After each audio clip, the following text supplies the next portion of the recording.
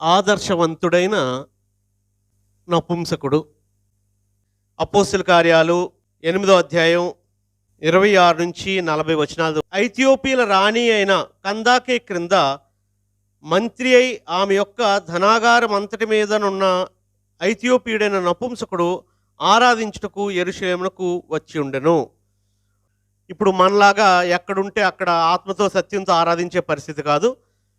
కనీసం సంవత్సరంలో 3 సార్లైనా దర్శించాలి. ఒకవేళ ఈయన బాగా దూరం, యెరూషలేం ఎక్కడ ఉంటుంది అని అంటే, ఒకవేళ ఇది మధ్యధరా సముద్రం అనుకుంటే, ఇది యోదయ ప్రాంతం అనుకుంటే, యెరూషలేం దేవాలయం ఎక్కడుంటే ఇది ఫిలిస్తీయ ప్రాంతం, ఇక్కడ ఐగుప్తు ఉంటుందండి. ఐగుప్తు కిందన సోడాన్ ప్రాంతం ఉంటుంది, సోడాన్ క్రిందన ఇథియోపియా దేశం ఉంటుందండి. సో ఇక్కడ నుంచి ఈయన యెరూషలేము ట్రావెల్ చేయడానికి సిద్ధపడ్డాడు. అంటే కనీసం వారు ఆ మందిరానికి వెళ్ళి అక్కడ నైవేద్యం కానీ బలి కానీ అర్పించి దేవుణ్ణి ఆరాధించి వస్తే ఒక సంతృప్తికరమైన, ఇందాక ఒక పాట పాడారు చూడండి, ఒక పాటలో నీ సన్నిధిలో సంపూర్ణమైన సంతోషం కలదు అని. ఇశ్రాయేలులకి యెరూషలేము వెళ్ళి ఆరాధిస్తేనే వాళ్ళకి సంతృప్తి ఉంటుందండి. కాబట్టి ఈయన తన దేశం నుంచి యెరూషలేం వెళ్ళడానికి ఆరాధించడానికి వచ్చాడు. అయితే ఈరోజు అంటే ఆ పారాగ్రాఫ్లోనే ఆ నపుంసకుని గురించి ఒకసారి ఆలోచిద్దామండి. మొట్టమొదట అసలు ఒక జన్యుపరమైన తన జీవితంలో ఉన్న లోటును బట్టి, అది కూడా జన్యుపరమైన లోపం, దేవుని పట్ల వైఖరి ఎలా ఉంటుందండి మన జీవితంలో. ఎస్పెషల్లీ ఈయన గురించి ఆలోచిస్తే, నపుంసకుడు అంటే నేను మీకు వివరించవసరం లేదు. పురుషుడిగా కాకుండా స్త్రీగా కాకుండా ఉండే వ్యక్తిని నపుంసకుడు అంటారు. ఇలా పుట్టిన వాళ్ళు వివాహానికి కానీ పిల్లలు కనడానికి కానీ పనికిరారండి.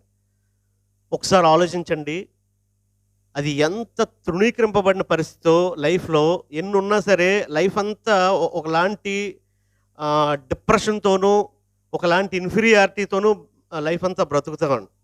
ఇప్పుడు మీరు మరి ప్రేయర్ చేశారు లేదో నాకు తెలీదు, నాకు పిల్లలు పుట్టినప్పుడు మాత్రం నేను ప్రేయర్ చేసుకున్నానండి. నువ్వు ఆడబిడ్డనిచ్చినా పర్లేదు, మగబిడ్డనిచ్చినా పర్లేదు నాయన, ఒకవేళ ఇలాగేమైనా, ఇప్పుడు ఇది ఎవరిస్తారండి? గుడ్డివాడిని కానీ కుంటివాడిని కానీ జన్యుపరమైన లోపాలతో ఒక నపుంసకుని కానీ పుట్టించేది ఎవరండి? అది దేవుడే ఇస్తాడండి.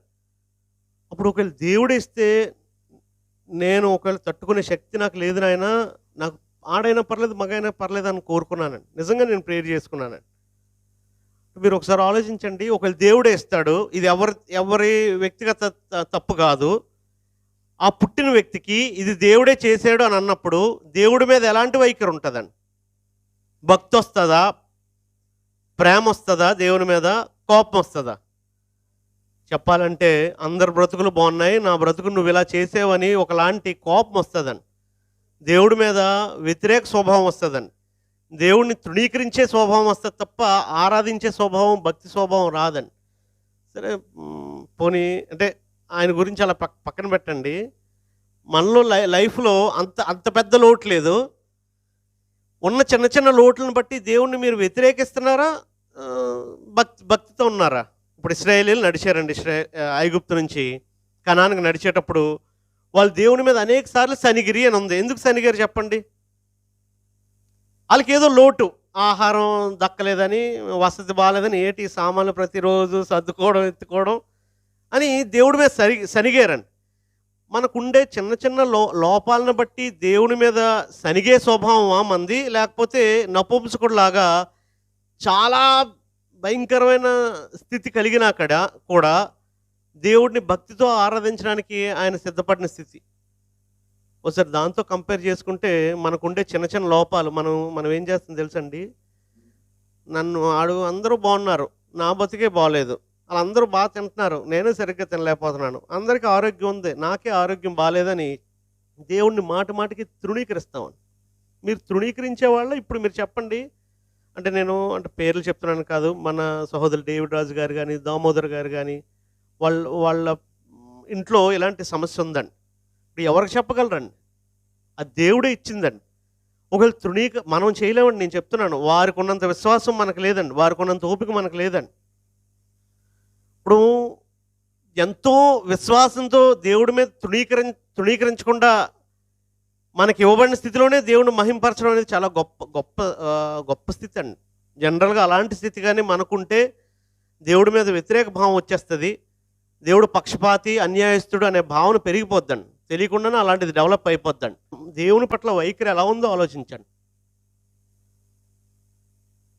వాళ్ళందరికీ బాగుందండి, నాకే పిల్లలు లేరండి, వాళ్ళందరికీ భర్తలు ఉన్నారండి, నాకు పెళ్ళి కాలేదండి, లేదా పెళ్ళి అయిన తర్వాత వివాహం అయిన తర్వాత భార్య భర్త కోల్పోయారు అనుకోండి, నాకు భార్యలే కోల్పోయామండి, భర్తను కోల్పోయానండి అని నీ జీవితాన్ని బట్టి దేవుని తృణీకరిస్తున్నావా? ఒకవేళ సరే భార్య భర్తల్లో ఒక ఆమె చనిపోయారు, లేకపోతే ఒక భర్త చనిపోయాడు, అది ఎవరు చేసిందండి?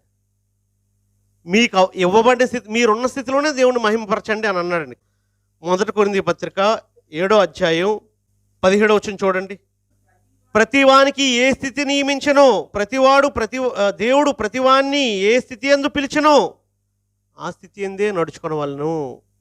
కిందన 24వ వచనంలో ప్రతి మనుషుడు ఏ స్థితిలో పిలువబడినో ఆ స్థితిలోనే దేవునితో సహవాసం కలిగి ఉండవలను అని అన్నాడు. యాక్చువల్గా భార్యాభర్తల సంబంధం గురించి మాట్లాడుతూ రాయబడిన పారాగ్రాఫ్. అయినా కూడా దేవుడు మనకి ఏ స్థితి ఇచ్చాడో, నువ్వు ధనవంతుడిగా పుట్టలేదు. చాలా సందర్భాల్లో వాళ్ళ ఇంట్లో పుట్టిన వాడిను గొప్పోళ్ళు తెలుస్తాను. ఒకసారి తాతని ఎక్కువ తిట్టేస్తామండి. మా తాత ఒక్క పొలం కూడా సంపాదించలేడు, ఒక్క ఇల్లు కూడా సంపాదించలేదు, నాకు ఇది పెట్టాడని తాతని తండ్రిని. దేవుడు మనకి ఏ స్థితి ఇచ్చాడో ఆ స్థితిలోనే దేవుని మహింపరచాలి తప్ప అది ఎంతో విశ్వాసం ఉంటే జరుగుద్దండి. కాబట్టి లోటుని బట్టి దేవుని పట్ల వైఖరి ఒక వ్యక్తికి వ్యతిరేకంగా ఉండాలి. కానీ నపుంసకుడు ఎందుకు ఆదర్శవంతుడని నేను రాశాను అని అంటే, ఆయన దేవుని పట్ల వ్యతిరేకత భావం లేదండి. పైగా ఇప్పటి కాలంలో కొంత అంటే వారికి ఏ ఉద్యోగాలు ఇవ్వట్లేదు, కానీ నపుంసకులుగా ఉండేవారికి గతంలో వారు రాజ్యాధికారంలో చాలా పనుల్లో వాళ్ళు ఉండేవారండి. ఇప్పుడు కొంత మరలా కొంత అవేర్నెస్ వస్తుంది మనుషులకి. ఈయన ఎవరోనంటే ఇథియోపియాల రాణి అయిన కందాకే అనే ఆమె క్రింద మంత్రి అయి ఆమె యొక్క ధనాగారం అంతటి మీద ఇథియోపియుడైన నపుంసకుడు అని అన్నాడని. అంటే ఈయన ఒక మంత్రి, దేశ ఫైనాన్స్ మినిస్టర్ అండి. మన దేశ ఫైనాన్స్ మినిస్టర్ ఎవరు ఇప్పుడు? నిర్మలా సీతారామన్ గారు. అంతకుముందు చిదంబరం గారు మనకు బాగా తెలుసు, ఎందుకంటే 4 సార్లు చేశాడు ఫైనాన్స్ మినిస్టర్. అంటే చిదంబరమే గుర్తొస్తారు. ఒకవేళ మనకి రాష్ట్రానికేమో బొగ్గన రాజేంద్రనాథ్ ఉన్నారండి. ఇప్పుడు వాళ్ళ పరిస్థితి ఎలా ఉంటుందండి? దేశంలో ఫైనాన్స్ మినిస్టర్ యొక్క పొజిషన్ ఎలా ఉంటుందండి? ఖాళీగా ఉంటారండి. దేశ ఫైనాన్స్ మినిస్టర్ ఖాళీగా ఉంటాడండి. 2 రోజులు వాళ్ళు సెలవు పెడితే అతలకొతలం అయిపోద్దండి. సంతకాలు పెట్టకపోతే, వెళ్ళాల్సిన బిల్లులు పాస్ అవ్వకపోతే, మన దేశంలో కూడా మన రాష్ట్రంలో కూడా ఒక్కొక్కడి మీద ఎంత అప్పు ఉంది, ఎంత అప్పు తేవాలని వర్రీ అయిపోతున్నారండి. బోల్డ్ అప్పులు ఉన్నాయి, ఇంకా అప్పులు కూడా తేవాలి, తేకపోతే పని అవ్వదు. ఈ ప్రెజర్ అంతా ఉంటుందండి. సరే ఒకరోజు 2 డేస్ నేను పర్సనల్ పని మీద వెకేషన్కి వెళ్తాను, ఫ్యామిలీ ఈవెంట్ ఉందని 2 డేస్ పర్లేదండి, 7 డేస్ పర్లేదండి. అంతకు మించి ఫైనాన్స్ మినిస్టర్ బయటికి వెళ్ళిపోతే ఎంత ఇబ్బంది అవుతుందో తెలుసా? అంతెందుకు ఒక సూపర్వైజర్ ఉన్నాడండి, మేస్త్రి అంటారు. ఈ కింద పనులు చేసుకునే వాళ్ళు ఉన్నారు. నేను ఏదో అర్జెంట్ పని అయిందిరా, ఊర్లో ఏదో పని ఉంది, నేను వెళ్ళిపోతున్నాను, మీరు పనులు చేయండి వస్తాను అంటాడు. రాకపోయే వరకు వస్తానన్నాడు, రావట్లేదు, వస్తాను. ఎందుకంటే అతను వస్తేనే పనులు అవుతాయండి. ఏదో అలాగని పని ఆపిలేరు. ఆ డైలీ పేమెంట్స్ రాకపోయినా 2 రోజులు 3 రోజులు వచ్చే వరకు చేస్తారండి.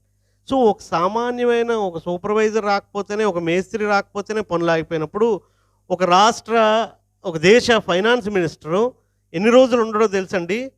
ఇథియోపియా దేశాన్ని నుంచి యెరూషలేముకి, కావాలంటే మీరు గూగుల్లో సెర్చ్ చేసి కొట్టండి, డిస్టెన్స్ బిట్వీన్ ఇథియోపియా టు యెరూషలేం అని. ఇంచుమించు 4000 km అండి. So 4000 kilometres. అది కూడా ఇప్పుడు ట్రావెలింగ్ పెద్ద సమస్య కాదండి. ఇక్కడ ఫ్లైట్ ఎక్కితే అక్కడ దిగిపోతారు 2 గంటల్లో, లేదా 4 గంటల జర్నీ. ఒకవేళ ట్రైన్ అయినా కూడా 24 hours మీ బెర్త్ మీకు కన్ఫర్మ్ అయితే కానీ అంత లాంగ్ జర్నీ మీరు చేయరు. ఒకవేళ ట్రైను కాదు, ఫ్లైటు కాదండి, బైక్ మీదో సైకిల్ మీదో మీరు వెళ్ళాలంటే, గుర్రపు బండి మీదో ఎడ్ల బండి మీదో మీరు ట్రావెల్ చేయాలంటే ఎంత కష్టం అండి. సో 4000 కిలోమీటర్స్ అంటే రోజుకు 100 కిలోమీటర్లు ట్రావెల్ వేసుకున్నా సరే, 100 కిలోమీటర్లు వేసుకుంటే 40 రోజులండి. 40 రోజులు రాను, 40 రోజులు పోను, 40 రోజులు రాను. అంటే ఎన్ని రోజులండి? 80 రోజులండి. 100 ఏసాను నేను. పోనీ ఒక 120 ఏసుకున్న సుమారు 2 నెలల ప్రయాణం అండి ఇది. ఓ 2 నెలలు నేను రాణి గారి దగ్గరికెళ్ళి అడగాలనమాట. ఇప్పుడు ఈయనెళ్ళి నేను యెరూషలేము ఆరాధించుకోవడానికి వెళ్ళాలి. 2 మంత్స్ నాకు లీవ్ కావాలి అని. ఎప్పుడైనా 2 డేస్ ఇస్తారు. పోనీ కష్టపడితే 2 వీక్స్ ఇస్తారు. 2 మంత్స్ నేను మన దేశాన్ని పట్టించుకోనండి. నా పర్సనల్ పని మీద నేను వెళ్తాను అని అంటే, ఆ పర్మిషన్ తెచ్చుకోవడమే కష్టం అండి. ఆయన కిందనోళ్ళని రెడీ చేయాలి. ఆపద్ధర్మ మినిస్టర్‌ని ఎవరినో రెడీ చేసి, ఈ 2 మంత్స్ జాగ్రత్తగా నువ్వు చూసుకొని చెప్పి, ఆ డిపార్ట్మెంట్స్‌ని అన్నీ అప్పగించి వెళ్ళాలండి. మనలో నిజంగా ఆయన ఆరాధించడానికి తన పనులన్నీ పక్కన పెట్టి వెళ్తున్నాడండి. మీలో ఎంతమంది నిజంగా దేవుణ్ణి ఆరాధించే విషయంలో మీ పనులు పక్కన పెడతారు? మనం ఏం చెప్తాం తెలుసండి? ఈరోజు చాలా ఇంపార్టెంట్ పని ఉందండి, చాలా అర్జెంట్ పని ఉందండి, షిఫ్ట్ ఈరోజే ఉందండి. సరే, ఒకవేళ మీరు షిఫ్ట్ మీకు ఎవరైనా వేయొచ్చు, నేను కాదన్న కానీ నిజంగా మీరు అంటే మన పనులన్నీ పక్కన పెట్టి దేవుణ్ణి ఆరాధించే విషయంలో ఇష్టాన్ని కలిగి ఉన్నారా? ఆ నపుంసకుడు మనకు ఆ విషయంలో ఆదర్శవంతుడై ఉన్నాడండి. ఈ జర్నీలో ప్రతిరోజు వండుకోవాలా లేదండి? ఆ సామాన్లన్నీ పట్టుకెళ్ళాలి. ఓ ఫైనాన్స్ మినిస్టర్ అంటే ఒక్కడే వెళ్ళడం. ఎందుకంటే కింద చదివితే మనకు తెలుస్తుంది, రథము నిలుపువానితో ఇక్కడ ఆపు అని చెప్పాడండి. అంటే రథం తోలేవాడు ఒక ఆయన ఉన్నాడు. బహుశా అలాంటి రథాలు 1, 2 ఉండొచ్చు. ఓ 10 మందో 4గురినో వీళ్ళందరినీ వెంట పెట్టుకొని వాళ్ళ పనులు కూడా ఆపేసి తీసుకెళ్ళాలి. తీసుకెళ్ళిన తర్వాత ఇప్పుడు హోటల్స్ ఏమి ఉండవండి మనకున్నట్టుగా. ఎక్కడ పడితే అక్కడ హోటల్స్ ఉండవు. ఇప్పుడు ఈరోజు నీ ట్రావెలింగ్ అంత ముందే ప్రీ ప్లాన్డ్. నువ్వు ఎక్కడికి వెళ్ళాలి, నువ్వు అది కూడా కాదు, మళ్ళీ అక్కడికి వెళ్ళాలి, ఎవరు బుక్ చేసుకోవాలి తెలియక ఇక్కడే బుక్ చేసేస్తే వాడే వచ్చి ఆ 2 డేస్ నిన్ను ట్రావెల్ తిప్పేసి నిన్ను ఎక్కడ దించాలో అక్కడ దించేసి అన్నీ కంఫర్టబుల్గా ముందే ప్లాన్ చేసుకుంటారండి మీరు. అప్పుడు 2000 ఇయర్స్ బ్యాక్ సంగతి నేను చెప్తున్నాను. అప్పుడు రోజు ఎక్కడ వండుకోవాలి? ఎక్కడో దిగి వండుకోవాలి. ఆ సామాన్లన్నీ పట్టుకెళ్ళాలి. ఇప్పుడు 2 నెలల కంటే ఎన్ని బట్టలు పట్టుకెళ్ళాలండి? చాలా బట్టలు పట్టుకెళ్ళాలండి. అవి మధ్యలో ఉతుక్కోవాలండి. ఇప్పుడు డైలీ కాలకృత్యాలు తీర్చబడాలా? ఎక్కడో చెరువులు వస్తే అక్కడ దిగి స్నానం చేయాలండి. ఇవన్నీ అంటే చాలా భారంతో కూడుకున్న పనులండి. ఎందుకండి అంత దూరం వెళ్ళడం? దేవుణ్ణి ఆరాధించుటకు యెరూషలేము వెళ్తే కలిగే తృప్తి నిమిత్తం, ఆ సంతోష నిమిత్తం వెళ్ళి ఒకవేళ బలో నైవేద్యమో అర్పించడానికి పంపిస్తే దేవుడిచ్చే ఆశీర్వాదం నిమిత్తం ఈ నపుంసకుడు తన పనులన్నీ పక్కన పెట్టి, ఒక దేశ ఫైనాన్స్ మినిస్టర్ పనులన్నీ పక్కన పెట్టి ఆరాధించడానికి వెళ్తున్నాడండి. ఈరోజు ఆరాధించడానికి మనకి ఎన్నో సాకులు. చిన్న తలనొప్పిగా ఉంది అంటే దాన్ని బట్టి ఆగిపోతాం. అమ్మ కూతురుని అడుగుతుంది, ఈరోజు వస్తావా రావా అని. ఈరోజు నేను రానమ్మా, నువ్వు వెళ్ళిపో అంటే, ఆ రోజు మూడు బాగుంటే ఆ పాప వస్తుంది, మూడు బాగోకపోతే ఆ పాప రాదు. ఆ బాబు ఆడికి ఇష్టం ఉంటే ఆ రోజు వస్తాడు ఆరాధనకి, లేకపోతే రాదు. ఏ వారం వస్తాడో రాడో వాళ్ళు కనుక్కొని తీసుకెళ్తారు. ఇది మన పరిస్థితి అండి. దయచేసి నెగ్లెక్ట్ చేయొద్దండి. అంటే వాళ్ళకి ఇది వారం వెళ్ళేది కాదు, ఎప్పుడో ఒకసారి వెళ్ళేది. అయినా కూడా ఆయన అన్ని పనులు పక్కన పెట్టి వెళ్తున్నాడు. నీకు అంత శ్రమ లేదు. 1 కిలోమీటర్ దూరం మనం దూర భారాన్ని అడ్డుగా సాగ్గా పెడతాం లేదండి. 15 కిలోమీటర్స్ అండి, 10 కిలోమీటర్స్ అండి. ఆరాధనకైతే రాగలం, కానీ బుధవారం బైబిల్ క్లాస్కి ఈ వారంలో మంగళ, బుధ, గురు, శుక్రు 4 వారాలు ఉన్నాయి. మరి వాటికి గృహ కోడికలకి వాటికంటే మాకు అవ్వదండి. సండే స్కూల్ కంటే పంపించలేమండి. యూత్ క్లాస్ శనివారం పంపించలేమండి. అంటే నువ్వు ఏమవుతుంది? నేను ఎవరిని ఇప్పుడు నా దూరంగా ఉన్నారు కాబట్టి మమ్మల్ని అన్నారని ఏ కుటుంబం అనుకోవద్దు. పాఠాన్ని బట్టి నేను చెప్తున్నాను. దూరమైనా దగ్గరైనా సరే దేవునిలో ఎదగడానికి సంఘం కార్యక్రమాలకి నువ్వు ఇచ్చే విలువను బట్టే నీ విశ్వాసం ఉంటుందండి. నపుంసకుడు ఆ విషయంలో మనకు మాదిరండి. ఏ రోజైనా అలాగా అంటే అది మిస్ అవ్వకూడదని ఆ ట్రావెలింగ్ కోసం అన్నీ సిద్ధం చేసుకొని, ఎంత కష్టమైనా పర్వాలేదు, దూరమైనా పర్లేదు, 15 కిలోమీటర్లైనా పర్లేదని అలా మీరు ట్రావెల్ చేసి ప్రార్థనా కూడికలకి అటెండ్ అయిన దినాలు ఉన్నాయా? ఆ విశ్వాసం మీ ఇంట్లో నెరవేరుతుందా? ఒకవేళ లేకపోతే ఆదివారం తప్ప ఆదివారం వరకు మీ పిల్లడికి గుర్తురాదండి దేవుడు. అది వాస్తవం. రైట్. అంతేకాదు, సరే ఈయన వచ్చిన తర్వాత పలానా ఫైనాన్స్ మినిస్టర్ వచ్చాడు, రెడ్ కార్పెట్ పరిచి ఈ యెరూషలేములో ఉన్న ఫైనాన్స్ మినిస్టర్ ఆయన లోపలికి తీసుకొస్తాడు అనుకుంటున్నారా? ఇక్కడ ఒక సమస్య ఉంది. నువ్వు తిరగకూడదు. ఇక్కడ ఒక సమస్య ఉందండి. కొంతమంది మాత్రం దేవాలయంలో ప్రవేశించడానికి అర్హులు, కొంతమంది ప్రవేశించడానికి అర్హులు కాదు. గత వారం నేను వాక్యం చెప్తూ అపోజిట్ పౌలుతో పాటు గ్రీసు దేశస్థుడైన సున్నతి లేని వాడైన త్రోఫీము దేవాలయంలోకి వచ్చాడేమో అనే అనుమానంతో, ఎందుకంటే దేవాలయంకి వస్తే అపవిత్రం అవుతుంది ఆ ప్రదేశం, వచ్చాడేమో అనుమానంతో పౌలుని పట్టుకున్నారు. గుర్తుందా లేదండి? గత వారం వాక్యం చెప్పాను. అలాగా సున్నతి లేనివాడు ప్రవేశించకూడదు, అందుకు నేరం లోపాలనుకున్నాడు. అలాగే నపుంసకులు, షండులు కూడా దేవాలయంలో ప్రవేశించే అర్హత లేదండి. ఓసారి ద్వితీయోపదేశకాండం 23వ అధ్యాయం 1వ వచనం చూడండి. ఇది యెహోవా సమాజంలో ఎవరు చేరకూడదో చెప్తూ, కుండు ఆ కుండు దగ్గర రౌండప్ చేసుకొని కుండు, షండు అనే మాటలకు అర్థం నపుంసకుడు అని అర్థం, ట్రాన్స్జెండర్ మీకు అర్థం అవ్వాలంటే. అలాంటి వ్యక్తి యెహోవా సమాజంలో చేరకూడదు అన్నాడండి. అంటే ఇప్పుడు ఈ నపుంసకుడు ఈ 4000 కిలోమీటర్స్ ట్రావెల్ చేసి ఎక్కడ నిలబడాలో తెలుసండి? అన్ని ప్రాంగణంలో అందరూ ఇశ్రాయేలీయులు వెళ్ళే చోటకు వెళ్ళి నా బలి అర్పించండి అని లేవీలకు అప్పగించే రైట్ లేదండి. అన్ని ప్రాంగణంలో నిలబడి అంత దూరాన్ని లోపలికి రాకూడదు. అక్కడికి ఒకవేళ ఎవరైనా లేవీలు వస్తే ఇది కొంచెం తీసుకొని నా తరపున దేవునికి నైవేద్యం అర్పించండి అని అంటే అర్పిస్తారు తప్ప ఈ లోపలికి వెళ్ళే రైట్ లేదండి. అంటే ఓ వ్యక్తి దేవాలయంలోకి ప్రవేశించే పరిస్థితి లేనప్పుడు అంత దూరం ట్రావెల్ చేసుకొని రావాల్సిన అవసరం ఏంటండి? అక్కడ ఎవరు నిన్ను గౌరవించరు. నువ్వు తృణీకారంతోనే, అంటే తృణీకరించరు ఎవరు, కానీ లోపలికి ప్రవేశించడానికి లేదు. బయట నిలబడి బయట నుంచే వెళ్ళిపోవాలండి.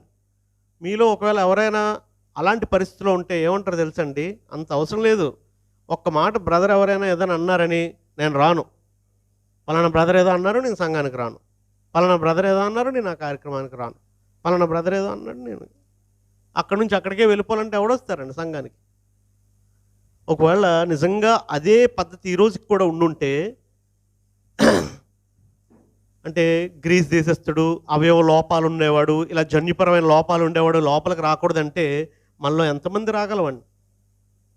మనందరం గ్రీస్ దేశస్థులమే. అంటే గ్రీస్ దేశస్థులం కాదు, మనందరం అన్యులమే, ఇశ్రాయేల్ యూదులం కాదండి, సున్నతి లేని వాళ్ళమే. కేవలం యేసుప్రభు యొక్క కృపను బట్టి ఈరోజు అందరం లోపలికి వస్తున్నాం. అయితే ఇక్కడ ఒక పాయింట్ ఉందండి. భౌతికమైన దేవాలయంలో అడుగు పెట్టడానికి భౌతికపరమైన లోపాలు ఉండేవాడు అర్హుడు కాదు అని దేవుడు తెలియజేశాడు. ఈరోజు ఆత్మతోనూ సత్యంతోనూ దేవుణ్ణి ఆరాధిస్తున్నాం మనం. ఆత్మతోనూ సత్యంతోనూ ఆరాధించే వాడికి ఏ లోపాలు ఉండకూడదండి. భౌతికమైన లోపాలను దేవుడు లెక్క చేయలేదు, కానీ ఆత్మీయమైన లోపాలు ఉండకూడదండి. అంటే ఎస్పెషల్లీ లోపాలు ఉండకుండా ఎవడుంటాడు? అందరికీ ఏవో చిన్న చిన్న లోపాలు ఉన్నాయి కదా.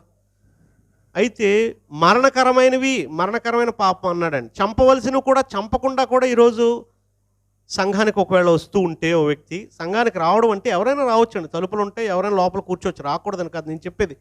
క్రీస్తు యొక్క సంఘ సహోదరుడిగా సభ్యుడిగా నువ్వు కొనసాగాలంటే మరణకరమైన చంపకుండా కూడా ఈరోజు కొనసాగాలని అనుకుంటున్నారు, అది తప్పు. అంటే మీకు అర్థమైందో అని అనుకుంటున్నాను. మరణకరమైనవి అని అంటే ఓ వ్యక్తి ఇక్కడ అందరితో ఫ్రెండ్లీగా ఉంటాడని, నా భార్య నా పిల్లలు అంటాడండి. ఏదో ఊరికి వెళ్తాడండి, అక్కడ ఇంకొక భార్య ఉంటుందండి. ఇది మనకు చెప్పడం, అతను సంఘంలో కొనసాగే అవకాశం లేదండి. ఒక ఆయన వివాహమే కాదండి, లివింగ్ రిలేషన్షిప్లో ఉంటారంటండి. అలాంటి అది పులిసిన పిండి అవుతుందండి. ఓ సహోదరి నా దగ్గరికి వచ్చింది, అనియా నా వాక్యం అర్థమైంది, బాప్తిజం తీసుకోవాలనుకుంటున్నాను, కానీ మా ఇంట్లో ఒప్పుకోరు, నా భర్త ఒప్పుకోరు, కాబట్టి వాళ్ళకి తెలియకుండా నేను తీసుకుంటాను అని. సరే అమ్మ, వాళ్ళకి తెలియకుండా తీసుకున్న తర్వాత నువ్వు అక్కడ ఎలాగుంటావు అని అడిగాను. వాళ్ళకి చెప్పనండి. మరి అక్కడ చెప్పనప్పుడు నువ్వు ఎలా ఉంటావు? ఓ విగ్రహారాధికుల్లాగా అక్కడ ఉంటావు, ఇక్కడికి వచ్చి విశ్వాసరాల్లాగా ఉంటావు. ఈ రెండు ఈ స్ప్లిట్ పర్సనాలిటీ ఏమవుద్దండి ఓ వ్యక్తిని? ఆ స్ప్లిట్ పర్సనాలిటీ దేవుడిలో నువ్వు తొలగిపోయేటట్టుగా చేస్తుంది. ఒకసారి ఆలోచించుకుని నీ పరిస్థితి అమ్మా అని చెప్పాను. కాబట్టి దయచేసి ఒప్పించండి. చెప్పకుండా మీరు చేస్తే మాత్రం ద్వంద్వ వైఖరిగా అటు ఇటు మీరు రన్ అవ్వాలంటే ఎవరిని మోసం చేస్తున్నట్టు? మనుషులు మోసం చేసి వచ్చి మనుషులు కళ్ళు కప్పొచ్చు, దేవుడు కళ్ళు కప్పగలవా? కాబట్టి అది మీకే ఇబ్బంది. అది మంచి మనసే ఆవిడది, కానీ అలాగ అవదండి. దయచేసి అంటే దేవాలయంలో ప్రవేశించే విషయంలో లేకపోతే కొనసాగే విషయంలో భౌతికమైన లోపాలు ఉండే వ్యక్తి, భౌతికమైన ఆచారాలు కలిగిన ధర్మశాస్త్రాన్ని బట్టి వారు ప్రవేశించకూడదని దేవుడు ఆ రోజు సెలవు చేశాడు. ఈరోజు మాత్రం ఏ అడ్డు లేదండి. అసలు నిజంగా ఆగిపోవాలన్నమాట అండి. మలాకీ గ్రంథంలో దేవుడు ఏమన్నాడంటే, ఈ కిరణగాడు వచ్చి ఇలా వాగుతున్నాడు కదా, ఇతను రాకుండా ఎవడైనా తలుపులు మూసేవాడు ఎవడైనా ఉంటే బాగుండు అని అనుకున్నాడండి. నా నా పేరు పెట్టి నేను ఉదాహరణ చేసుకున్నాను. ఇక్కడ మనలో ఎవరైనా సరే అంటే అర్హత లేకుండా చాలా పరిశుద్ధంగా లోపల రావాలని అర్థం అండి. కుంటిదాన్ని కానీ గుడ్డిదాన్ని కానీ బలి ఎందుకు అర్పించొద్దు అన్నాడో తెలుసండి? దేవునికి ఇచ్చేది పరిశుద్ధంగా ఉండాలని. ఈరోజు దేవుడికి ఇచ్చేది బలి జంతువులు కాదు, దేవుడికి ఇచ్చేది ఏంటండి? నీ హృదయాన్ని ఇస్తున్నావండి. మరి పాపంతో కలిసిపోయిన నీ హృదయాన్ని ఇక్కడ తీసుకొచ్చి పెడితే ఆయన ఆనందిస్తాడా? అంటే పరిశుద్ధంగా ఉండి ఇక్కడ ప్రార్థన చేస్తే, పరిశుద్ధంగా ఉండి ఇక్కడ పాటలు పాడితే, పరిశుద్ధంగా ఉండి ఇక్కడ వాక్యం చెప్తే, పరిశుద్ధంగా ఉండి ఇక్కడ ప్రతి కార్యక్రమం చేస్తే, ఇక్కడ చేస్తేనే కాదండి, ఇక్కడ కూర్చుంటే నువ్వు కొనసాగితే ఆయన ఆనందపడతాడని. అలా కాకుండా నీ బతుకొకటి ఇక్కడ ఒకటి అయితే మాత్రం ఆయన బాధపడతాడని. అక్కడ ఆ పాయింట్ ఉందండి. భౌతికమైన లోపాలతో భౌతికమైన దేవాలయంలో అడుగు పెట్టకూడదని దేవుడు ఆ రోజు చెప్పాడు. ఆత్మీయమైన లోపాలతో ఈరోజు మనం కొనసాగకూడదు. చిన్న చిన్న లోపాలు ఉంటాయి. వాక్యాన్ని బట్టి ప్రతి వారం ఏం చేయాలండి? మనం ప్రతిదినం ప్రతి వారం ప్రతి కూడికల్లో వాక్యాన్ని బట్టి మన లోపాలను సరిదిద్దుకొని క్రీస్తు కలిగిన సంపూర్ణత సమానమైన సంపూర్ణతకి ఎదగాలి తప్ప ఈ లోపాలతోనే కొనసాగుతానంటే అది దేవుడు ఇష్టపడట్లేదు. అయినా కూడా ఇక్కడ ఈయన తప్పు కాదు అది. ఇప్పుడు ఆత్మీయమైన లోపాలు కలిగి ఉండడం మన తప్పు, ఇక్కడ భౌతికమైన లోపాలు కలిగి ఉండడం ఆయన తప్పు కాదు. అయినా కూడా తన లోపలికి రానివ్వరని తెలుసు కూడా ఆ నపుంసకుడు బయట నుంచి వచ్చినా పర్లేదు, ఆ నైవేద్యం బయట నుంచే ఏ లేవీడో వస్తాడు ఆయనకి ఇస్తాను, నా తరపున కొంచెం ప్రార్థన చేసి ఈ బలి తీసుకెళ్ళివయ్యా అని బయట నుంచి అడిగి వెళ్ళిపోవడానికి వచ్చాడండి. 4000 కిలోమీటర్స్. చెప్పండి దేవుడి మీద ఎంత భక్తి ఉందో. ఈరోజు మనకు కుదిరితే ఒక వారం వస్తాం, కుదరకపోతే ఒక వారం రావు. మరి నాకు కొంచెం నడు నొప్పిగా ఉంది కదండి, కొంచెం తలనొప్పిగా ఉంది కదండి, ఈ వారం మరి నేను రాకూడదండి. అది నువ్వు జడ్జ్ చేసుకో. నిజంగా నడు నొప్పి ఉంది, తలనొప్పి ఉంది, రాలేవు ఆరాధనకి, మిగిలిన పనులు మరి డ్యూటీకి వెళ్ళకపోతే అవ్వదండి, లేదా మరి స్కూల్కి వెళ్ళకపోతే అవ్వదండి. స్కూల్లో టీచరు మరి ఇప్పటికే అటెండెన్స్ తక్కువ అయిపోయింది కదండి, కొంచెం నడు నొప్పున్నా వెళ్ళిపోతానండి. మరి అదే నడు నొప్పితే ఆరాధనకి రావచ్చు కదా. అక్కడేమో స్కూల్ ప్రిన్సిపల్ అడుగుతారు, ఇక్కడ దేవుడు అడగడండి. కాబట్టి దయచేసి గమనించండి, బాగోకపోతే ఎప్పుడు బాగోపోకూడదు. మామూలు పనులు ఆగిపోవాలి, దేవుని పని ఆగిపోవాలి. ఒకటి జరిగి ఒకటి జరగకుండా ఉంటే అది షాక్ అవుతుందండి. కాబట్టి దేవాలయ ప్రవేశ విషయమునందు అతని స్థానం, అతను అర్హుడు కాదండి. అయినా కూడా ఆరాధించడానికి వచ్చాడు. వచ్చేసి రిటర్న్ వెళ్ళిపోతున్నాడండి. వచ్చేసి తన ఊరికి రిటర్న్ వెళ్ళిపోతున్నాడండి. ఆ రిటర్న్ వెళ్ళిపోతున్నప్పుడు అతడు తిరిగి వెళ్ళుచు తన రథం మీద కూర్చుండి యెషయా గ్రంథం చదువుతున్నాడు. ఒకరోజు కాదండి, 2 రోజుల ప్రయాణం కాదండి, 2 నెలల ప్రయాణం. అంటే చాలా సామాన్లు పట్టుకోవాలండి. మనం అన్నీ పట్టుకుంటాం, బట్టలు పట్టుకుంటాం, టవలు, దుప్పటి, స్వెటర్లు. బైబిల్ ఎవరైనా పట్టుకుంటారండి జర్నీలో చదువుకోవచ్చని? పట్టుకుంటాం. ఆ బైబిల్ బ్యాగ్ అరలో పెట్టింది అరలోనే ఉంటుంది, ఊరు అలాగే వెళ్తుంది, మళ్ళీ అది అలా తిరిగి వచ్చేస్తుంది. జాగ్రత్తగా ఓపెన్ మాత్రం చేయమండి. ఈరోజు బైబిల్ చాలా ఈజీగా మనకు అందుబాటులో ఉందండి. నీ లాంగ్వేజ్, నీకు ఎన్ని లాంగ్వేజ్లు వచ్చు? 2 వచ్చు. నాకు 2 వచ్చు, 2 వచ్చి వచ్చే. నువ్వే లాంగ్వేజ్ అయితే, నువ్వే హిందీ వాడువా, తమిళ వాడువా, కన్నడ, మలయాళమా, మరాఠీయా, ఇంగ్లీష్ వాడువా, ఏ భాష వాడువైతే ఆ భాషలో బైబిల్ ఈరోజు ఉందండి. అది గొప్ప సంగతి కాదండి. ఈరోజు చాలా పుస్తకాలు అలా లేక, తర్జుమా చేయబడక, అలా ఉండిపోయి చదవబడక. ఈరోజు బైబిల్ అయితే నీ భాషలో నీకు అనుగుణంగా, తక్కువ ధరలో నీకు అనుగుణంగా వచ్చేటట్టుగా దేవుడు ఏర్పాటు చేశాడు. ఒకప్పుడు ఈ పరిస్థితి లేదండి. యాక్చువల్గా ఈయన పెద్ద ఫైనాన్స్ మినిస్టర్ కాబట్టి, అంటే బైబిల్ రాసేవారండి, చేత్తో రాసేవారు. దాన్ని కొనుక్కోవడం కూడా ఖరీదే. చేత్తో బైబిల్ రాయడం అనే సంగతి, అదంతా రాస్తే అప్పుడు దానికి వెల కట్టమంటే, అరే బాబు నువ్వు 150 ఇస్తే అవదరా బాబు, నేను సంవత్సరం కూర్చొని రాశాను, దానికి చాలా విలువ ఉంటుందండి. అది చాలా ఖరీదైంది కూడా. ఇప్పుడు మనకి పేపరు పెన్ యాక్చువల్గా ఈజీగా ఉంటుంది. ఒకప్పుడు తాళపత్ర గ్రంథాల మీద కానీ చర్మ కాగితాల మీద కానీ రాసేటప్పుడు ఒక్క యెషయా గ్రంథమే ఎంత ఉంటుంది, ఒక్క ద్వితీయోపదేశకాండమే ఎంత ఉంటుంది అనమాట అండి. కాబట్టి అది కొనుక్కోవడం, దాన్ని క్యారీ చేయడం అనేది చాలా కష్టతరమైన సందర్భం అండి. అయినా కూడా ఆయన అంటే ఎంతో వెచ్చించి కొనుక్కొని ఉండుంటాడు. ఈరోజు సింపుల్గా అందుతుందన్నా సరే దాని విషయంలో మాత్రం మనకు లెక్కలేదండి. ఆ చదివేదానికి లెక్కలేదు. పోనీ నాకు చెప్పండి, వాక్యం లేకుండా మన బ్రతుకులు నడుస్తాయండి? ఇప్పుడు మీ పిల్లల్ని స్కూల్కి ఎందుకు పంపిస్తున్నారు? వాళ్ళు బాగా చదువుకోవాలి, వాళ్ళకి జ్ఞానం రావాలని. అంటే జ్ఞానం వివేకం ఉంటే మనిషి బ్రతుకు బాగుంటుంది, అవునా కాదండి?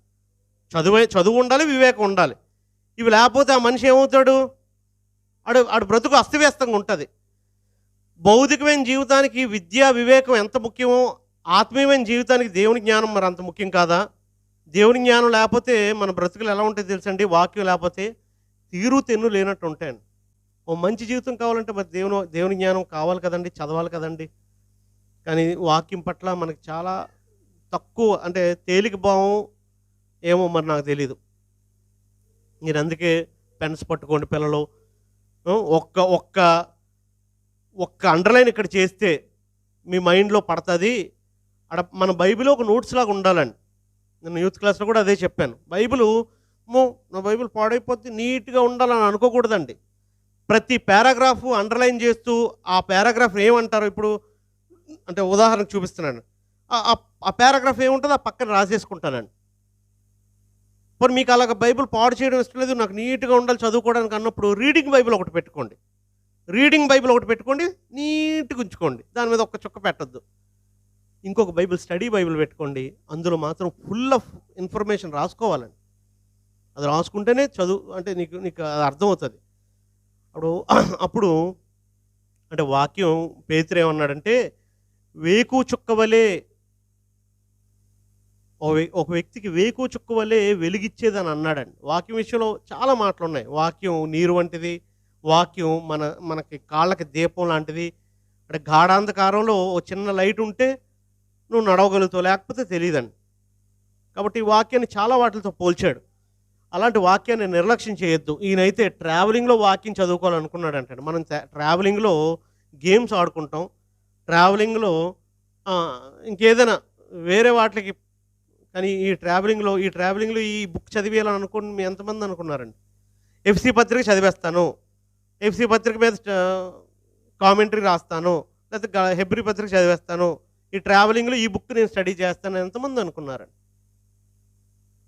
ట్రావెలింగ్లో ఎక్కడ ఫోటోలు దిగాలో, ఎక్కడ తీసుకొని ఎక్కడ సెల్ఫీలు తీసుకోవాలా, ఇవన్నీ ప్లాన్ చేస్తాం. ఏ స్పాట్ల దగ్గర ఆగాల మనం. ట్రావెలింగ్లో బైబిల్ ఎవరు చదువుతారండి? ఆయన తిరుగు ప్రయాణంలో వాక్యం చదువుతున్నాడండి. అయితే ఆ చదివేది ఏం చదువుతున్నాడు అని అంటే, యెషయా గ్రంథం 53వ అధ్యాయం చదువుతున్నాడండి. అయితే ఆయనకు అర్థం కావట్లా.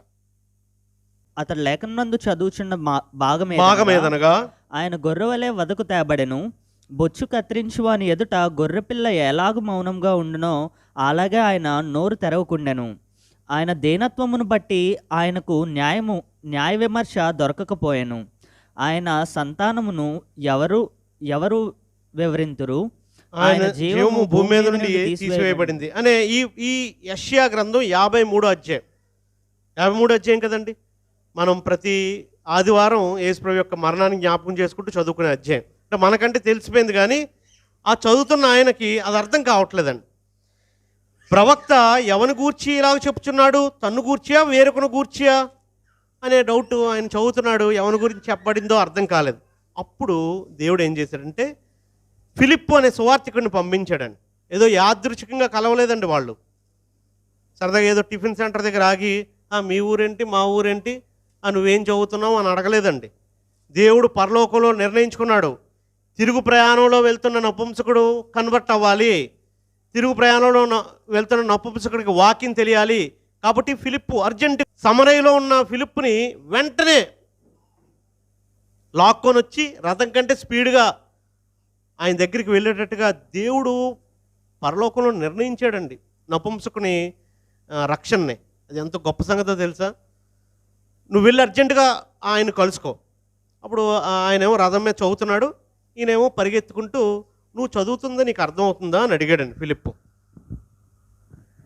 31వ వచనం 30వ వచనం. ఫిలిప్పు దగ్గరకు పరిగెత్తుకొని పోయి అతడు ప్రవక్త అయిన యెషయా గ్రంథం చదువుచుండగా విని, నీవు చదువుచున్నది గ్రహించున్నావా? నువ్వు చదువుతున్నది నీకు అర్థమవుతుందా అని అడిగాడండి. అప్పుడు ఆయన ఒక మాట అన్నాడండి. ఎవడైనను నాకు త్రోవ చూపుకుంటే ఎలాగు గ్రహింపగలనని ఎవడైనా త్రోవ చూపుకుంటే, ఎవరైనా దాన్ని వివరింపకపోతే నాకు ఎలా అర్థమవుతుంది అని చెప్పి రథమెక్కి తనతో కూర్చుండమని ఫిలిప్పును వేడుకొనెను. అంటే వాక్యం చెప్పమని, వాక్యము వివరముగా చెప్పమని సువార్తికుని వేడుకొనెను. ఫిలిప్ ఒక స్ట్రేంజర్, నేను మినిస్టర్ని, నువ్వెవడవే నాకు వాక్యం చెప్పడం అనే అవిధేయత ఆయనకు లేదండి. చదువుతుంది అర్థమవుతుందా అని అడిగాడు కాబట్టి ఈయన ప్రవక్త అయి ఉంటాడు. ఎవరైనా త్రోవ చూపుకుంటే నాకు ఎలా అర్థమవుతుంది అని అన్నాడండి. అంటే అర్థం ఏంటండి? అంటే వాక్యం వివరంగా చెప్పేవాడిని ఏమని సంబోధించాడండి నపుంసకుడు? త్రోవ చూపేవాడు, నడిపించేవాడు అని అర్థం అండి. అంటే ఒక సువార్తికుని మీద ఉండాల్సిన భావన ఏంటంటే ఆయన నాకు వాక్యాన్ని నేర్పించేవాడు, త్రోవ చూపించేవాడు అని. అంటే ఒక్కోసారి మనం చదువుతాం, చదివింది మనకు అర్థం కాకపోవచ్చు, అప్పుడు ఎవరైనా వివరించేవాడు ఉండాలండి. అన్ని పుస్తకాలు ఈజీగా అర్థం కావు, అది వాస్తవమే. అప్పుడు ఆ చదివించే వ్యక్తిని, అది మనకు చెప్పే వ్యక్తిని ఏమనాలంటే ఇది నాకు కొంచెం వివరించగలవా అని ఓ ప్రశ్న అడుగుతున్నానండి. మీలో ఎవరైనా ఈ పారాగ్రాఫ్ నాకు అర్థం కాలేదు, ఈ పత్రిక నాకు అర్థం కాలేదు, ఈ సందర్భం నాకు అర్థం కాలేదు, ఈ వచనం నాకు అర్థం కాలేదని ఎవరైనా ఎప్పుడైనా అడిగారండి? సువార్తికుని కానీ వాక్యం తెలిసిన సహోదరుని కానీ అడిగారా? నన్ను అడిగారండి, బ్రదరు నాకు బాగా పంటి సమస్య ఉంది, కొంచెం ప్రార్థన చేయండి, కాళ్ళు నొప్పులు ఉన్నాయి, ప్రార్థన చేయండి, మేము డెలివరీకి వెళ్తున్నాం, ప్రార్థన చేయండి. ఈ ఫోన్ కాల్స్ ఎక్కువ వచ్చాయండి, ఈ రిక్వెస్ట్లు ఎక్కువ వచ్చినాయండి. ఈ వచ్చిన నాకు అర్థం కాలేదండి. ఓ 4% 5% అనుకుంటే 95 మంది ఈ నొప్పండి, ఆ నొప్పండి. సరే కరెక్టే, భౌతికమైన కాపుదల రక్షణ నీకు కావాలి. మరి నీ ఆత్మక రక్షణ ఏంటి? వాక్యమే కదా, అది అర్థం కావాలి కదా. అర్థం కాలేనప్పుడు నీకు అర్థమైతే ఓకే, నీకు ఆ జ్ఞానం ఉండి నువ్వు బుక్ స్టడీ చేసుకొని చదవగలిగితే, నిఘంటువులు పక్కన పెట్టుకొని చదవగలిగితే ఓకే, బైబిల్ చదివితే అర్థమయ్యే పుస్తకమే. కానీ ఒకవేళ అర్థం కాకపోతే ఏం చేయాలి? అర్థం కాలేదు మనకెందుకురా అని అసలు దాన్ని పట్టించుకోలేదు. అర్థం కాకపోతే అడగాలండి, అడిగి తెలుసుకొని దాని గురించి వివరణ. అంటే వాక్యమే నీ జీవితాన్ని నడిపించేది. వాక్యం లేకపోతే ఇష్టానుసారంగా బ్రతుకుతావు. ఓ యవనస్తుడా, యవనరాలు, నాకన్నా చిన్నవాళ్ళు కాబట్టి నేను వాళ్ళకి చెప్తున్నాను, సహోదరి సహోదరుడా, ఎవరైనా సరే ఏ వయసులో ఉన్నా సరే వాక్యం లేకుండా నీ జీవితం, ఈ ఇంట్లో ఆ కలహాలు కానీ ఇబ్బందులు కానీ, ఎందుకో తెలుసండి, వాక్యం నీకు కావాల్సినంత లేదు. సాతాని జ్ఞానం, దయ్యపు జ్ఞానం ఉన్నంత వాక్య జ్ఞానం లేక గొడవలు, వాక్య జ్ఞానం లేక ద్వేషం, వాక్య జ్ఞానం లేక కలహాలు. కాబట్టి వాక్యం వివరంగా చెప్పమని సువార్తికుని వేడుకున్నాడు. వేడుకునే స్వభావం ఉంది. ఆ సువార్తికుడు త్రోవ చూపేవాడు అని నమ్మాడని. ఈరోజు ఎవడ సువార్తికుడే లేదు, ఎవడో లేడు అనే భావంలో మనుషులు బ్రతుకుతున్నారు కొంతమంది. తప్పండి. అంటే ఓ సువార్తికుడికి ఇలాంటి సందర్భం చదువుతూ ఉంటే 53వ అధ్యాయం చదివి ఇది ఎవరి గురించి చెప్పబడుతుందో నాకు అర్థం కాలేదు అని అంటే, ఓ ప్రీచర్కి ఎలాంటి పుస్తకం తెలుసండి అది? ఫిలిప్పు ఆ వదగ వచ్చిన గొర్రెపిల్ల ఎవరో, ఆయన ఎందుకు మౌనంగా ఉన్నాడో వివరించలేడండి, అద్భుతంగా వివరించి ఉంటాడండి. ఆయన మాట్లాడిన మాటలు అక్కడ ఏమున్నాయంటే, ఆ లేఖనాలన్నీ వివరించి, ఆ లేఖనమును అనుసరించి అతనికి యేసును గూర్చిన సువార్త ప్రకటించను. అంటే ఎన్ని గంటలు ట్రావెల్ చేశాడో నాకు తెలీదు. ఒకవేళ అర్థం కాకపోతే ఇంకో పూటుండో ఒక రోజు ఉండి అని అడిగాడో లేదో నాకు తెలీదు. ఆయనకి రక్షణ సంకల్పం అర్థమైనంత వరకు మాత్రం విన్నాడండి, అడిగి తెలుసుకున్నాడండి. ఫిలిప్పు కూడా ప్రతి విషయాన్ని వివరించి, ఓ వ్యక్తి కన్వర్ట్ అవ్వడానికి నువ్వెందుకు పుట్టావో, అసలు ధర్మశాస్త్రం కాదు అంతకంటే గొప్పదైన నిబంధన ఏంటో మొత్తం అంతా క్లియర్గా వివరించాడండి. అదంతా వినగానే ఒక గొప్ప నిర్ణయం అక్కడ జరిగిందండి. గొప్ప రక్షణ నిర్ణయం. అంటే ఎవరు చేయలేని నిర్ణయం అండి. వాళ్ళిద్దరూ కలిసి ట్రావెల్ చేస్తున్నారు. ఈయన చెప్తున్న సంగతులన్నీ ఆయనకు అర్థమైపోయి, ఫిలిప్ నిజంగా ఏమని అనుకుంటూ ఉంటాడంటే, దేవుడు నా కోసం పంపించిన దోత అని అనుకుని ఉంటాడండి నపుంసకుడు. ఫిలిప్ గారు లేదా ఏమని సువార్తికుడా ఏమని పిలిచి ఉంటాడో, ఇదిగో నీళ్ళు, నాకు బాప్తిస్మిచ్చుటకు ఆటంకమేమని అడిగి రథము నిలుపుమని ఆజ్ఞాపించను. రథము నడిపేవాడితో నువ్వు ఒకసారి ఆపు, అక్కడ నీళ్ళు ఉన్నాయి. ఓ వ్యక్తి సంపూర్ణంగా దేవునికి రాజకుమారుడు అవ్వాలంటే యేసుప్రభు యొక్క రక్తమే శరణ్యం. దానికి భాగంగా బాప్తిసం అనే క్రియ జరగాలి. అక్కడ నీళ్ళు ఉన్నాయి, నేను సిద్ధంగా ఉన్నాను, నీకేమైనా ఆటంకమా అని అడిగాడండి. వాట్ ఎ వండర్ఫుల్ డెసిషన్ అండి. మీరు చెప్పండి, మనలో చాలామంది మళ్ళీ అంటే ఇప్పుడు కాదండి, ఇంట్లో ఇప్పుడు అన్నాడండి ఇంటికి వెళ్ళాలి, నాకు ఒక అమ్మ నాన్న ఉన్నారు, తమ్ముడు ఉన్నాడు, వాళ్ళతో నేను డిసైడ్ చేసి నేను తిరిగి వస్తాను ఫిలిప్ అన్నాడా? మనలో చాలామంది సాకులు చెప్తారండి. నాకు ఓ సహోదరి, నాకు ఇష్టమే కానండి, అది అదేదో బెనిఫిట్ పోతుందంటండి, జాబ్లో ఏదో బెనిఫిట్ రాదంటండి అని. అవునండి రాదు అంటే నేనేమనుకున్నా, నీకు ఇంకా అర్థం అవ్వలే. దేవుని రాజ్యం అర్థమైతే భౌతికమైన బెనిఫిట్ ఎక్కువ అనిపిస్తుందా, దేవుని రాజ్యం గొప్పతనం అనిపిస్తుందా? జాబ్లో ఏదో పర్సంటేజ్ రాదంటండి, స్కాలర్షిప్ రాదంటండి, స్కాలర్షిప్ తీసుకో, నీకు దేవుని రాజ్యం అవసరంలే. దేవుని రాజ్యం తెలిస్తే ఇంకా ఆగవండి. నేను పాపంలో ఉన్నాను, నాకు రక్షణ అవసరం అనే సంగతి అతనికి అర్థమయ్యి ఫిలిప్ గారు, నువ్వు బండాపినోడితో గట్టిగా అంటాడనమాట, బండాపు సార్, లేదా అయ్యా, లేదా సువార్థికుడా, సహోదరుడా, నీళ్ళు అక్కడ ఉన్నాయి, నేను సిద్ధంగా, నా మనసు సిద్ధంగా ఉంది, యేసుప్రభు రక్తం రెడీగా ఉంది, నీకేమైనా అభ్యంతరమా అని అడిగాడు. అది అది అది ఒక వ్యక్తి కన్వర్ట్ అవ్వాల్సిన విధానం అండి. దానికోసం సాకులు అవసరం లేదు, డేట్లు అవసరం లేదు. ఫారెన్ నుంచి దొరగారు వచ్చినప్పుడు 31 డిసెంబర్ కానీ జనవరి 1 కానీ తీసుకుంటాను అన్నాడండి. ఈరోజు చాలామంది ఉన్నారండి, బాప్తిజం తీసుకుంటానని నాతో ఒక ఆయన చెప్పాడండి, ఒక యవనస్తుడే. అది ఎప్పుడో 20 years బ్యాక్ సంగతి. ఇది 2002 అయినా పర్లేదు, 2003 అయినా పర్లేదు, 2004 అయినా పర్లేదు, జూన్ 19 మాత్రమే నాకు బాప్తిజం ఇవ్వాలి అన్నాడండి. అడిగేదో బర్త్డేయో పెళ్లి రోజో ఏదో నాకు తెలీదు. అంటే అప్పుడు నేను యవనస్తుండే, నీకు ఇంకా అర్థం కాలేదని ఇప్పుడు అప్పుడే నాకు అర్థమైంది. అంటే జూన్ 19 తీసుకుంటాడంటే ఈ సంవత్సరమైనా వచ్చే సంవత్సరమైనా వచ్చే సంవత్సరం, వాడికి బాప్తిజం అవసరం లేదండి, అది రక్షణ కాదండి. ఏ వ్యక్తిని రక్షణ పొందమని అడగాల్సిన అవసరం లేదు. ఓ సువార్థికుడు నువ్వు ఎప్పుడు బాప్తిజం ఎప్పుడు పొందుతావు అని అడగాల్సిన అవసరం లేదండి. ఆ వ్యక్తికి వాక్యం గుచ్చుకొని ఆ వ్యక్తే కన్వర్ట్ అవ్వాలి. అది గొప్ప రక్షణ నిర్ణయం అండి. అది అర్ధరాత్రి జరిగిందండి జైలాధికారి విషయంలో, ప్రయాణంలో జరిగిందండి నపుంసకుని విషయంలో. ఇప్పుడు నాకు చెప్పండి, భౌతికమైన లోపాలుండి ఆత్మ విషయంలో నిజంగా పూర్ణుడిగా ఉన్న నపుంసకుడు గొప్పగా అనిపిస్తున్నాడా?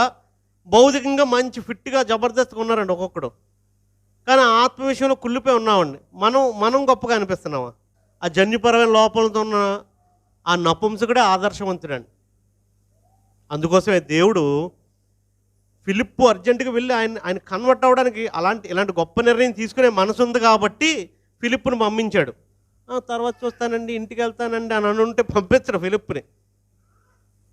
అందుకు దేవుడు ఇలాంటి వారి గురించి యెషయా గ్రంథంలో ఒక ప్రవచనం రాశాడండి. యెషయా గ్రంథం 56:3.